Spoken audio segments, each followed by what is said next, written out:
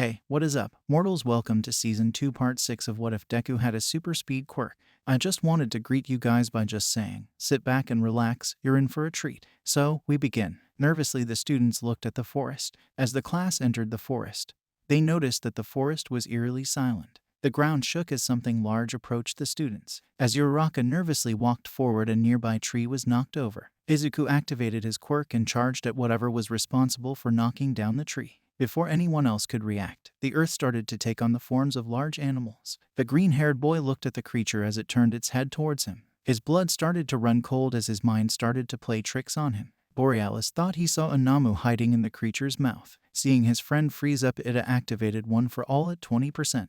His body started to emit white lightning as the blue-haired boy ran towards his friend. In one swift motion, the class president grabbed his green-haired friend and dashed away from the creature as Katsuki blew up the earth the creature was made of. Midoriya, get a hold of yourself. Bakugo. Midoriya froze up for some reason, Ada said as he started to panic. Damn it, Borealis, I thought you said you were fine. The atomic blonde growled. Hey, Four Eyes, make sure his breathing is normal. He's having an anxiety attack. After the sports festival, he thinks he sees Namu coming after him. Midoriya, you should have told us. Namu haven't been spotted since the sports festival, Ada said as he tried to comfort his friend. You're fine, just relax and take a deep, slow breath. Izuku was trying to remind himself that the sports festival was over. The green-haired boy's breathing started getting faster and faster. Within moments, he began to hyperventilate. As Borealis was losing consciousness, he imagined a Namu trying to punch him in the face. The blue-haired boy with glasses watched helplessly as his friend passed out. Bakugo. Midoriya passed out. What do we do next? Ada said as he felt helpless and useless. Uraraka, make Midoriya weightless so we can move him easily. Hopefully he wakes up quickly and then we can get revenge on the extra that did this. Katsuki grumbled in frustration as he exploded another earth monster. Damn it, if only I had been able to help you at the sports festival. Are you sure it's an anxiety attack? The blue-haired boy asked with concern. Wouldn't it be post-traumatic stress if it's related to the sports festival? Do I look like a Dr. Four Eyes? All I know is that it takes Borealis forever to fall asleep now, the blonde boy grumbled. The ground started to shake as more earth beasts showed up. Without anyone realizing it, the class was divided into groups. Minutes started to pass as Ida, Uraraka, and Katsuki defended their friend from the creatures that kept attacking them. Izuku's eyes started to flutter as he regained consciousness. The first thing he heard was his blonde-haired friend firing off explosions repeatedly. Borealis then heard the sound of something heavy hitting the ground. When he was able to focus his eyes, he noticed several creatures made out of earth floating in the sky. Izuku remembered what their new hero studies teacher told him. The emerald-eyed boy shoved his fears to the side and activated his quirk. A faint sound of thunder could be heard. Izuku attacked the nearest earth creature and destroyed its left front leg. His blue-haired friend struck the beast in its head with a 20% straight right punch. Hey Deku, are you alright? His brown-haired friend asked, sounding concerned. I'm fine, Uraraka. It was just anxiety, the green-haired boy said, sounding more nervous than usual as he forced a smile on his face. Oi, nerd, we're your friends. If you need help, just ask, the spiky-haired boy shouted as he set off another explosion. Die, you bastard, he screamed at the earth creature. Bakugo, that language is highly inappropriate. Such language is very unheroic. The boy with glasses scolded his fellow classmate. Midoriya, you can talk to us. I don't need help, Ida. I'm perfectly fine. Why don't any of you believe me? Borealis complained as he tried to convince himself that he was fine.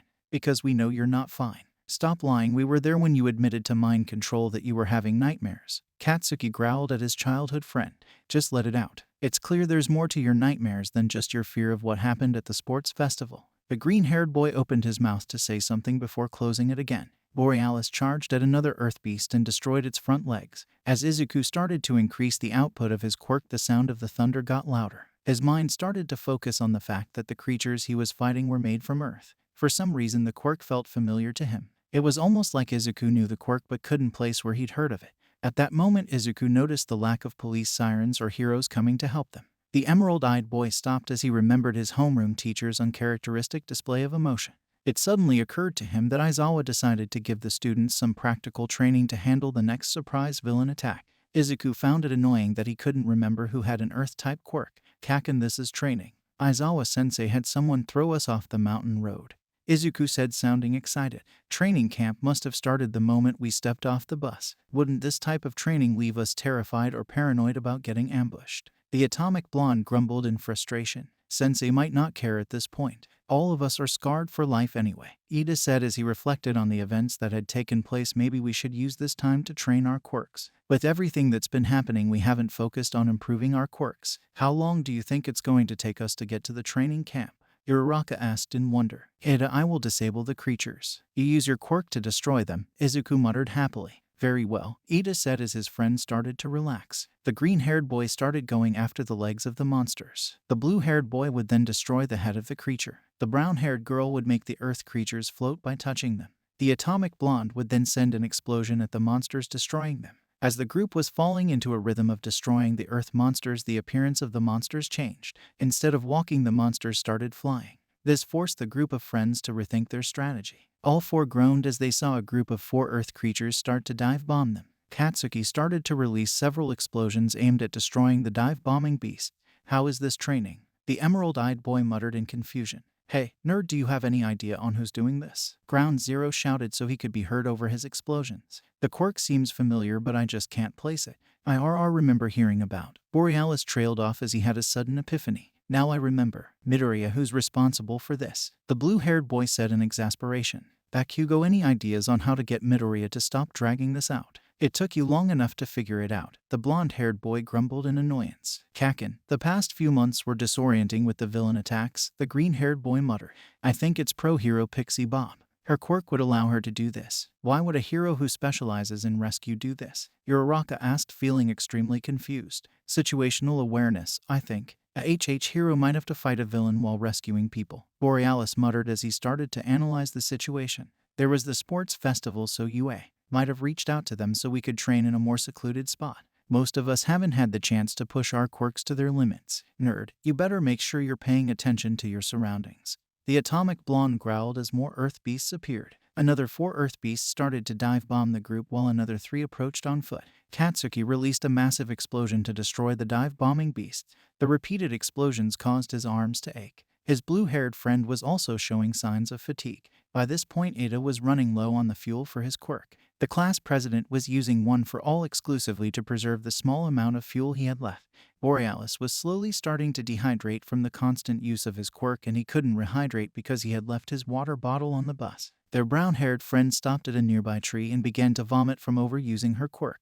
When she looked up, an earthen monster was towering over her. Katsuki stared in surprise as he couldn't figure out a way to protect his friend. Ida was about to activate his engine quirk when he hesitated. The Earth Beast's fist was about to pulverize Uraraka. As Izuku saw his friend about to be crushed by the Earth monster, time seemed to slow down for him because of the adrenaline coursing through his body. Borealis seemed to imagine himself running over to his friend and moving her out of the way. At that moment, the adrenaline in his body pushed his quirk beyond anything he had ever done before. A burst of ionized air surrounded his palm for an instant as his quirk went plus ultra. His body was already moving when his quirk activated. Izuku kept seeing the path he needed to take to save his friend. The initial burst of energy started to burn his hands as it briefly exceeded his heat resistance. In a flash of green light, Borealis moved his friend out of harm's way. The impact of the Earth Beast's fist on the ground sent enough dust into the air to force his 2 friends to close their eyes. Uraraka closed her eyes and waited for the fatal blow to strike her, but suddenly she felt herself flying through the air. When she opened her eyes, Uraraka noticed that she was to the left of the Earth Beast. Her green-haired friend was on his knees to her left, panting. The sleeves of his shirt were smoldering from the overuse of his quirk. Her blue-haired friend quickly destroyed the beast and ran to join them. Deku, are you okay? The brown-haired girl asked as she started examining him for injuries. Uraraka, I'm fine. I'm just glad I was able to make it in time. Izuku muttered shyly as he tried to hide his hands from her. Deku, did you overuse your quirk again? You're turning red. The zero-gravity girl inquired as she noticed his face. I'm fine, Uraraka. I need to let my body temperature decrease before I use my quirk again. The green-haired boy muttered as he continued to hide his hands. Nerd, let me see your hands. His blonde-haired friend growled demandingly as he walked over to them. Kakin, I'm fine. I just need to relax for a bit, Borealis said as he tried to hide his hands from his childhood friend.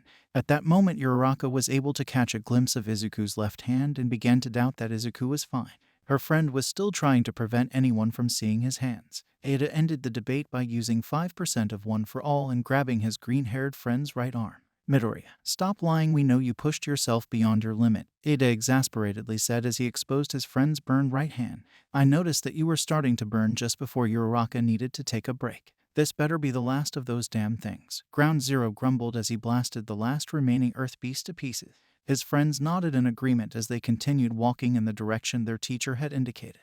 The group noticed that the Earth Beast slowly started to dwindle in numbers. By this point, Ada had run out of fuel for his quirk and he was relying solely on the power of One for All. Katsuki was busy rubbing his aching right arm with his left hand.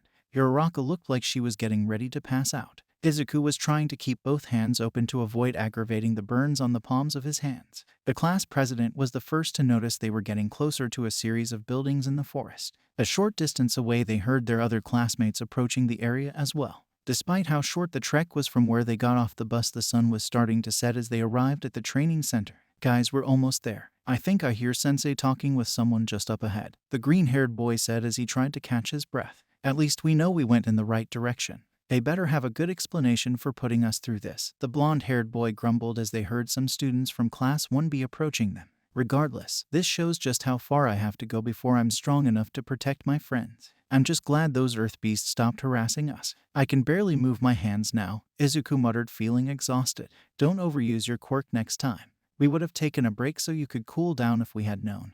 Ada tiredly said, trying to avoid an argument he was too tired for. I need to get better at using All Might's quirk. Ada, it's your quirk now. All Might chose to pass it to you, the green-haired boy said in frustration. You have to make it your own quirk. Deku is right. All Might must have felt you were the best fit for his quirk, Uraraka agreed as she sluggishly moved forward. You're definitely strong enough to handle the power behind the quirk. Even Gran Torino said it was your quirk. Then why doesn't it feel like it's my quirk? Ada asked, sounding exhausted. Four Eyes, it's because you refuse to treat it as your own quirk. You still treat it like it's a special move, Katsuki grumbled in annoyance. Prove All Might right by mastering the quirk. Thank you, Bakugo. I will make it my own, Ada said with determination in his eyes. The four students were the first ones to arrive at the clearing where the teachers were waiting. As the sun slowly started sinking below the horizon, the rest of Class 1 and Class 1B began to show up as well. They only relaxed after both teachers verified that all the students had arrived safely. After treating any injuries the students received during the fight, Class 1A's teacher called them over to him. Well done. You made it here in a reasonable amount of time considering the amount of training you have received. We made the arrival training harder than normal because of how strong you guys are, Aizawa said in a monotone voice. However, you have a long way to go. Pro heroes would have made it here in time for lunch. Did you really need to tell us that, you bastard? Katsuki growled angrily. That is a highly inappropriate way to talk to our teacher, Bakugo. Ada scolded the blonde-haired boy. After what we went through, I will talk to him however I want, the atomic blonde grumbled stubbornly. Before we head to dinner, follow me so I can explain the reason why we are training here, the sleep-deprived teacher said, ignoring the comments. The black-haired teacher started to walk towards a secluded area behind a plain building with his class following slowly behind him. Uraraka, still weak from the fight with the Earth Beasts, was leaning on Izuku for support. Once they arrived at a wide open space, the teacher picked up a baseball that had been lying on the ground. Due to your strength, we increased the number of Earth Beasts you had to fight by a factor of 10. We also had them attack you in a variety of ways to push you to your limits, the pro hero said tiredly. We will be working on your quirks for the duration of the training camp. SS sir, wasn't that what we were doing at UA? Until now, Izuku asked, intrigued. At UA, we were training your bodies, we weren't focusing on your quirks, Eraserhead said in a matter-of-fact tone as he tossed the ball to Katsuki. Bakugo, throw that ball again. Make sure to use your quirk when you throw the ball. The class started to mutter amongst themselves. Some of the class assumed that the atomic blonde could easily break 1,200 meters when he threw the ball. The green-haired boy assumed there was something more to the test. His friend hadn't focused on condensing his explosions. Knowing this, Borealis assumed his friend would throw the ball about 1,000 meters. Katsuki released an explosion just after he threw the ball. Die, the blonde-haired boy shouted as he threw the ball. The ball sailed high into the air and quickly went out of sight. With the sun having fully set, it was hard to judge exactly how far the ball traveled through the air. The sleep-deprived teacher looked at his phone and saw the score going up. The number went up rapidly for a few seconds before slowing down. Once the number stopped, Aizawa turned the device towards everyone. The display showed the ball traveled an even 900 meters. The class started muttering to each other in shock. The score had barely improved since the beginning of the year. It was almost as if their hard work was barely paying off. The other thing that surprised them was that their teacher simply kept standing there like he had all the time in the world. The training here is specifically designed to push your quirk to its limit. We have designed this training with that in mind, the sleep-deprived man said. Today was the last free day you will have, he said sardonically. Turning to walk away, Aizawa added, "After tonight you will have to do everything yourselves, including cooking your own meals." The students of Wana started following their teacher in shock. Everyone was feeling exhausted from fighting the earth beasts and the trek to get to the campgrounds. Wana ate their dinner without their usual energy. Unbeknownst to the people at the training camp, a group of people were starting to arrive in the forest. A man in jeans and a top hat was observing the activities using a pair of binoculars. As the man lowered the binoculars from his face, a massive scar could be seen on the left side of his face. His left eye had been replaced by a prosthetic eye. His blonde hair was being blown around by the wind. A young girl with blonde hair was standing next to him playing with a knife. She was wearing a schoolgirl's outfit. However, despite her smile, she cautiously watched the man she was standing next to. The guy licked his lips as he thought about what would happen in 2 days' time. Over the next 2 days, the training left the students feeling drained. Izuku and Ida were paired up during training. An obstacle course was set up for them when they arrived at the base of the mountain they were training. Ada was instructed to follow the obstacle course in a counterclockwise fashion. Borealis was informed that he had to follow the obstacle course in a clockwise fashion. Each time they passed each other, they had to transfer a baton they were given to the other person. Aizawa instructed both students to run their fastest without going beyond their limits. The first obstacle Borealis came to only had a few places to step safely. However, each of those places had a slippery substance applied to it. To make matters more difficult, there were logs swinging between each foothold. There was a 2-meter gap between each landing space, and each landing space consisted of a poorly balanced stone. If either one of them failed to do the obstacle properly, they would have to restart the obstacle course from the beginning. The second obstacle Borealis encountered was ice-covered ground. If he slid off the icy path, he would have to restart. Balls were constantly being shot across the ice. The ice was 2 meters wide and 10 meters long. There were different-sized balls being shot out at different intervals. The third obstacle was a curved path around the mountain. The difficulty lay in the fact that spikes would randomly rise out of the ground. The final obstacle the green-haired boy had to deal with was running across a narrow path with rocks constantly falling on it. The first time the boys ran around the course, obstacles were easy to deal with, so they met at the midpoint of between their second and third obstacles. However, as time went on, both Izuku and Ida slowed down as they began to tire. It didn't help that Gran Torino had instructed Ida to only use his engine Quirk. On the 4th lap, the blue-haired boy failed on the last obstacle 3 times. The class president kept mistiming his jumps, and the logs would slam into him as he jumped. Borealis had issues on the last obstacle he faced. Izuku kept having to restart each time a falling rock hit him on the shoulder. By the 4th attempt on the first day, neither could finish their final obstacle without going beyond their limits. At the start of the second day, Izuku made a breakthrough with overdrive. As long as he made sure he was drinking plenty of electrolytes, he could use it without stopping. This made the green-haired boy's life easier since he could move at his fastest speed. It also allowed him a greater degree of maneuverability, helping him avoid the obstacles. Ada learned that as long as he was careful about how he used Recipro Burst, he could dodge most of the obstacles. Without One for All being activated, the technique didn't seem to overheat his engines. He also seemed to consume less fuel because of the enhancement One for All naturally provided his Quirk. As the sun started to set, Aizawa called them over to him. He congratulated the students for their hard work. At that moment, an explosion on the ground went off, forcing everyone to scatter. After that, more explosions went off, forcing everyone to separate even more. The emerald-eyed boy ended up running towards another mountain. He grew concerned as he remembered who liked to walk up the mountain. As Borealis ran towards the mountain, he hoped that the young boy had decided to stay with his Aunt Mandalay. Near the top of the mountain stood a young boy with a red hat with tow-yellow horns on it.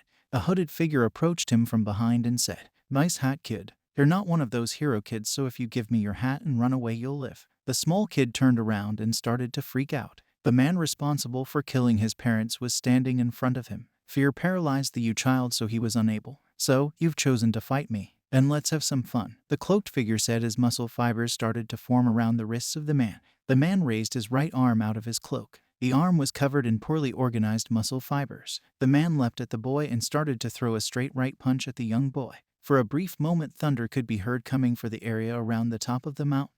Thank you all for indulging yourselves in the story thus far. I hope you enjoyed it. Now, there are a few more things that I'd like to go over before the video ends. Firstly, we've got a second channel called Anime Deep Dive. Anime Deep Dive goes deep into the facts and lore of a wide variety of anime. It's sure to expand your weeb knowledge for all kinds of series, guaranteed. On top of that, we have a third channel called We The Celestials Naruto What Ifs. It's what we do on this channel already, but in the vast world and lore of Naruto. Go check it out if you're in the mood for some jutsu action. Secondly, on behalf of We the Celestials, I'd like to thank everyone involved in the production of today's awesome content. Their details will be in the description below. Lastly, if you're interested in what we do here at We the Celestials, then I would like to extend out an invitation to join the team. The only caveat being we only accept members 16 years and up to join our crew. You can sign up for whichever category fulfills your interests by joining the recruitment Discord using the link in the description below. Our Discord is an all-around fantastic place to be, whether you're a fan or looking to join our band of misfits. We're always looking for members to join us. Well, that's it from us for today's video. So, thank you all for watching, and have a great day.